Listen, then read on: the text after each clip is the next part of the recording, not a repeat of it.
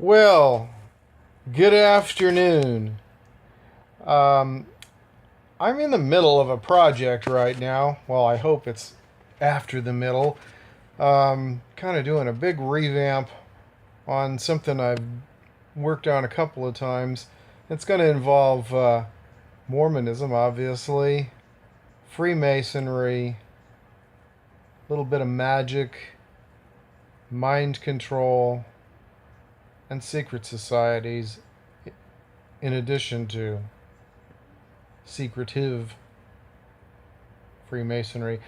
But while I'm doing that, I just thought I'd, you know, kind of go off on a wannabe Mormon apologist, a Mormon apologist trainee here, who's just typifying the absolute, mental gymnastics, should I say dishonesty, twisting of things that is so typical of some of the jackasses over at Fair Mormon. And this guy hasn't even made it there, apparently. He's claiming he's not on a payroll. But me asking him if he was, because he writes pretty well, he's intelligent. I say he, maybe it's a girl, but I'm pretty sure it's a guy. Uh, yeah, that's a paranoid thought. If he's on the payroll, or if he's not, but I thought, he might be good enough to be on Fair Mormon, like with Scott Gordon and Peterson.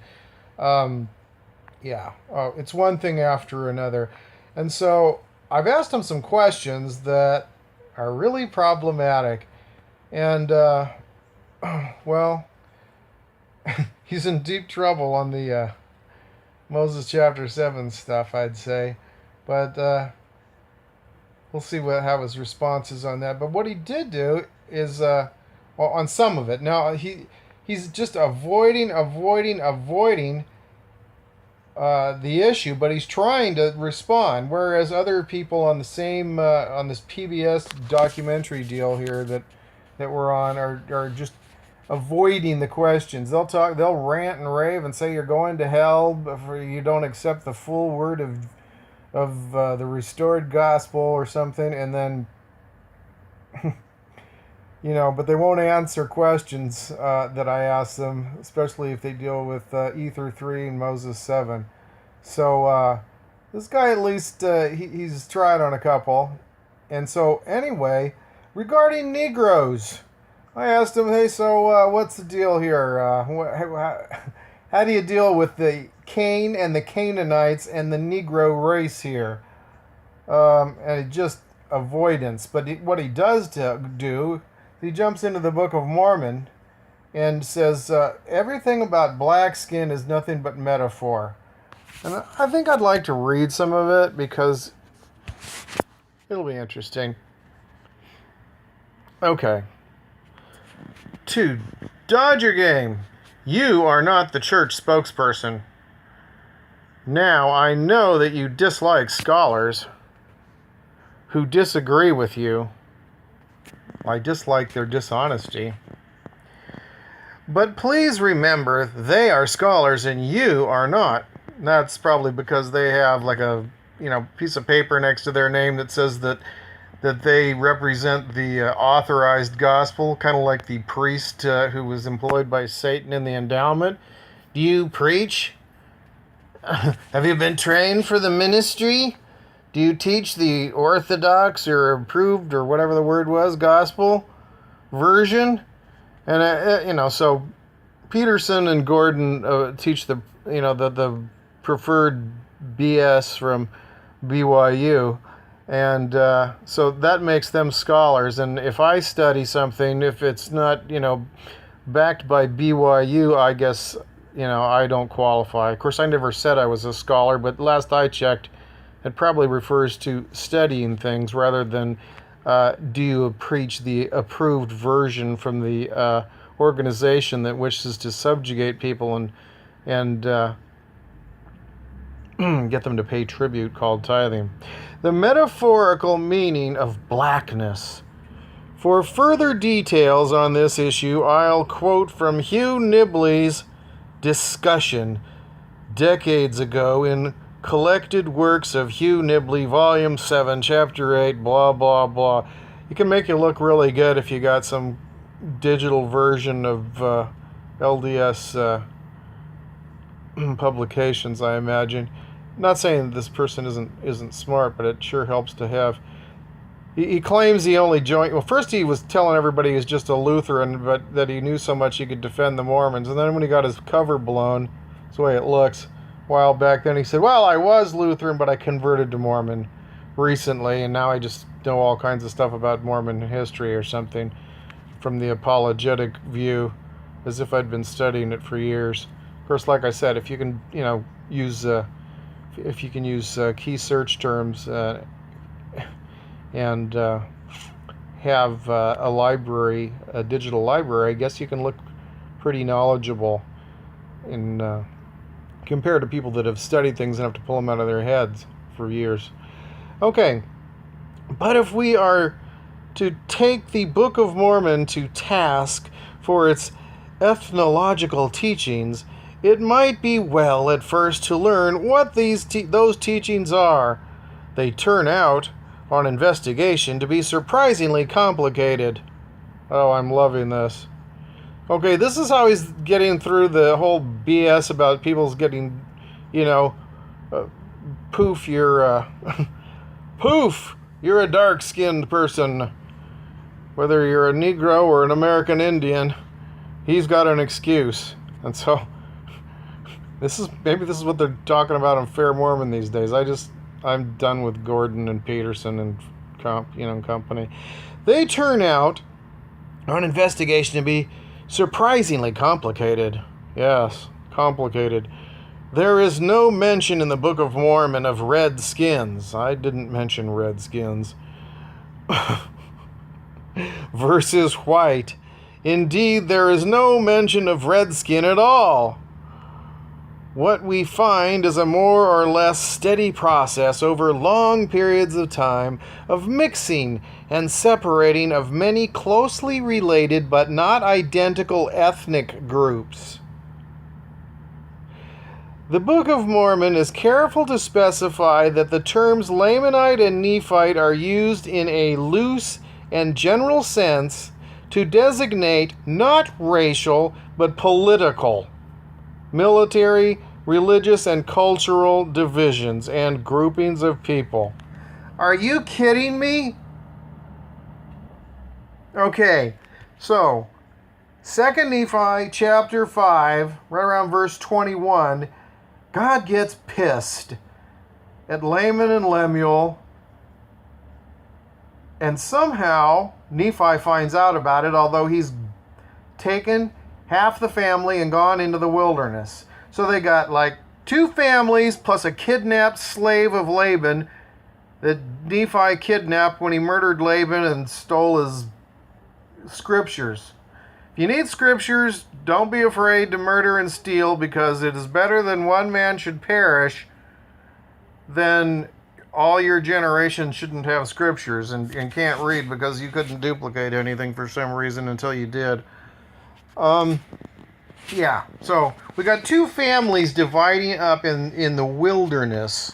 They travel into the wilderness for many days, and then somehow Nephi realizes that these people got turned black, so that his people would not be enticed by their good looks. They'd see how ugly and dark they were, and they wouldn't want to marry them, even though they were, the only people basically on the continents, in the way it sounds, since Noah's flood washed things clean and then the Jaredites came over and no one else was there, according to Jeffrey Holland, and pretty much what the Book of Mormon says.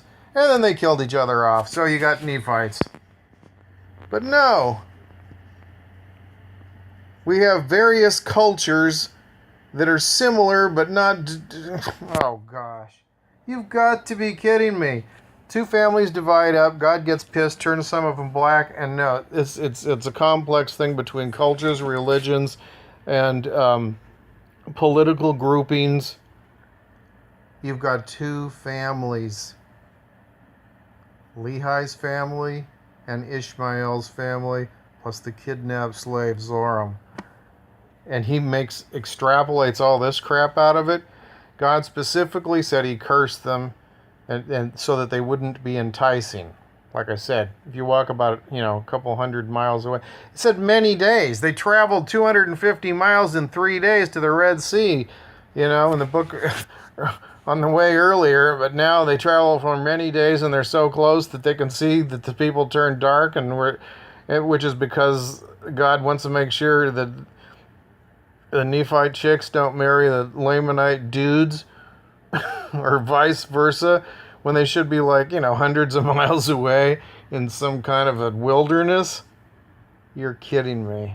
Yeah, but no, there are diverse cultural groups and all this kind of crap. And it was all a metaphor. God metaphorically cursed them so that the Nephites would be metaphorically repulsed and not marry them. Yeah, and then they metaphorically turned white in 3rd Nephi because they were being good, so God, bleached them out. But no, he's got some BS for that. And it's like, if you write long enough, you can change, what a couple of verses said in 2nd Nephi about how God cursed these people with dark skin. And he doesn't even talk about the Negroes, which was the main subject, It just leaves them alone. Redskins. I've had friends that thought they were Lamanites. They were in the church and descended from American Indians. And they weren't red. God. So it's all complicated. Joseph Smith was putting complicated stuff into his fairy tale. What was complicated for Joseph Smith was learning to spell. He put this in Reformed Hillbilly, and the only things that came out right were stuff he stole out of the Bible. Even after he pretends Jesus said that the Book of Mormon was correctly translated, which it says there in, was it DNC chapter 1? Say that? Hey, yeah. By the gift and power of God, he says. About 4,000, corrections later, he's still dealing with the fact he's got it in hillbilly language, except for the King James portion. Yeah, that's it, And if he's, completely accurate on some kind of copied stuff out of View of the Hebrews or the Late War or something. Even let's face it, there's a verse in the Late War. Yeah, I wanted to note this. This is ridiculous. This is another good one here. I just saw this, just comparing the Late War, to Book of Mormon, certain verses where these find similarities. Doesn't prove anything, but this one was hilarious. So this turns out to be in Alma, chapter 10, verse 6. If we go down a little bit, I guess it's Alma saying he was rebelling and he was a bad boy. Anyway, what it does is it matches a date out of the Late War. Even till the 4th day of the 7th month. Yeah, the 4th day of the 7th month. So here we are, somebody's comparing some things out of the Late War with, where it's also found in the Book of Mormon, like Joseph Smith and Oliver Cowdery may have been doing a little plagiarizing along the way there, besides the Bible. So in the Late War, it's referencing, it says the 4th day of the 7th month, which is the birthday of the Colombian independence. So referencing the 4th of July. And the Late War was about the War of 1812, I guess, but they're referencing the beginning of the Revolutionary War, I suppose. I haven't read the book. And Joseph Smith copies that date into the Book of Mormon in a story about Alma. The 4th day of the 7th month. Good grief. And the stuff that he puts in there sometimes is just... Well, I mean, why not? He's got the John the Baptist story, basically, give me the head of my father on a platter or something, and, oh, good Lord.